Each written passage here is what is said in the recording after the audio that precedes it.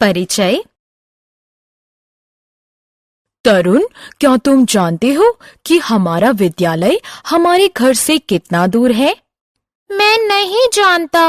ये कितना दूर है? ये 3.2 किलोमीटर दूर है।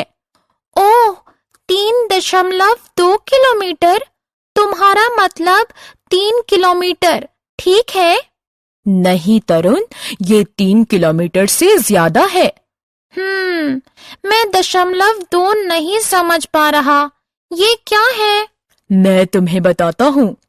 3.2 3 और 4 के बीच में पड़ता है और हम बिंदु के बाद इस संख्या को दशमलव संख्या कहते हैं। वास्तव में ये पूर्ण संख्या एक भाग है। बच्चों, इस पाठ में हम दशमलव के बारे में सीखेंगे। सीखने के लिए साथ आएं। आओ सीखें। दशमलव की अवधारणा का वर्णन करना, दैनिक जीवन में दशमलव के प्रयोग के लाभ की चर्चा करना, आवर्ती और शांत दशमलव को परिभाषित करना, अपरिमेय संख्याओं को पहचानना। दशमलव क्या है?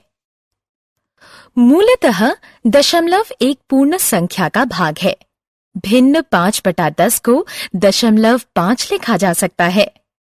दशमलव बिंदु को देखकर आप आसानी से एक दशमलव की पहचान कर सकते हैं।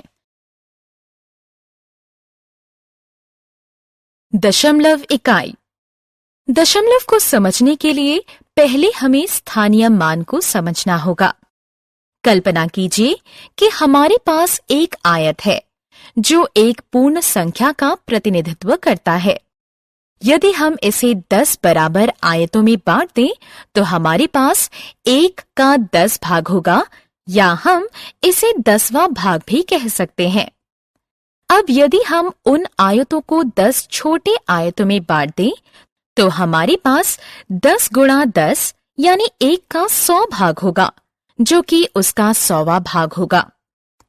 अब यदि हम उन आयतों को 10 छोटे आयतों में बांट दें तो हमारे पास 10 गुणा 100 यानी 1 का 1000 भाग होगा, जो कि उसका 1000वां भाग होगा। अतः 10वां भाग, 100वां भाग और 1000वां भाग को दशमलव की इकाई कहते हैं।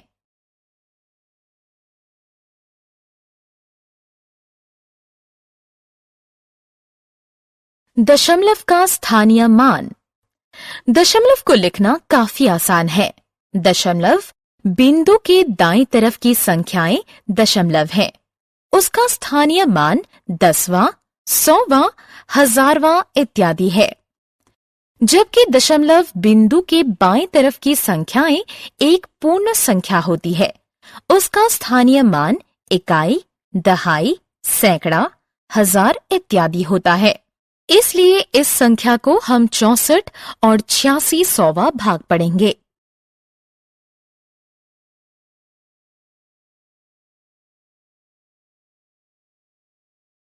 दशमलव का सामान्य प्रयोग। क्या आप जानते हैं कि 1 रुपया 100 रुपए का 100वां भाग है?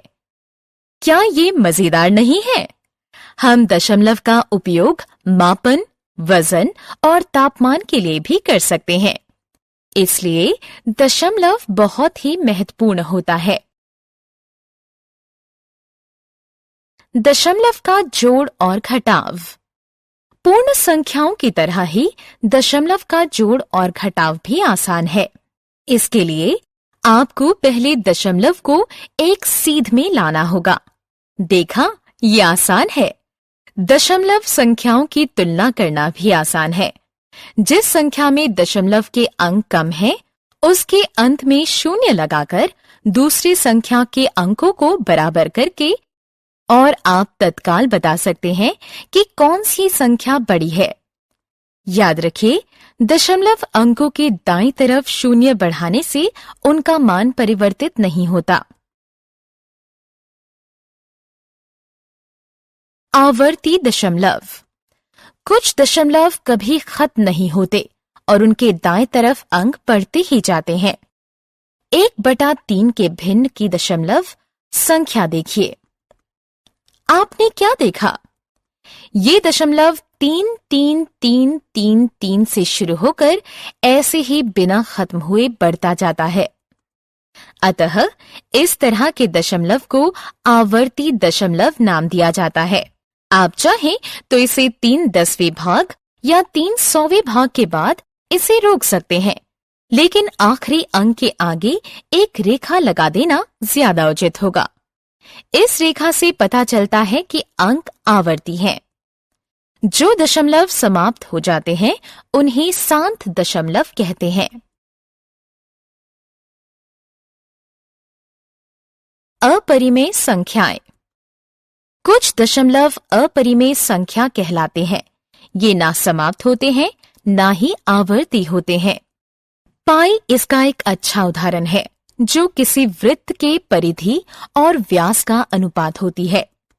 ये संख्या 3.14159 से शुरू होती है और बिना किसी आवर्ती या अन्य तरीके से अनंत तक जारी रहती है। हमने क्या चर्चा की? दशमलव एक पूर्ण संख्या का भाग होता है। दशमलव बिंदु के दाएं तरफ की संख्याएं दशमलव होती हैं और उनका स्थानीय मान 10वां भाग, 100वां भाग, 1000वां भाग इत्यादि होता है। दशमलव बिंदु के बाईं तरफ स्थित संख्याएं पूर्ण संख्या होती है और उनका स्थानीय मान इकाई, दहाई, सैकड़ा और हजार होता है।